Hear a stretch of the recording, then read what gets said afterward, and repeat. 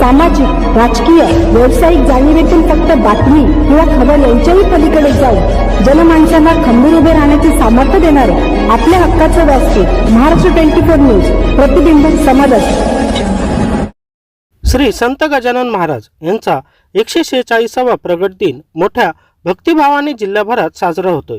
संत नगरी शेगावात भाविकांची मोठी गर्दी आणि 800 पेक्षा अधिक दिंड्या राज्यातील विविध भागातून दाखल झाल्या.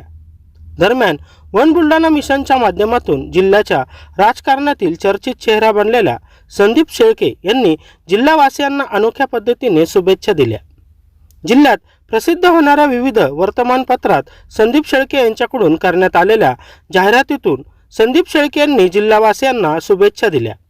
शिवाय सोशल मीडियावर त्यांनी यासंबंधीची एक पोस्ट देखील केली. लोकसभा निवडणुकीत जनतेने संधी दिल्यास संत नगरी शेगावात संतपीठ उभारणार असल्याचे संदीप शेळके यांनी म्हटले. वन बुलढाणा मिशनच्या माध्यमातून संदीप शेळके यांनी जिल्ह्यात राजकीय परिवर्तनाची लढाई सुरू केली आहे. आगामी लोकसभा निवडणुकीत लढण्याची घोषणा त्यांनी केली आहे.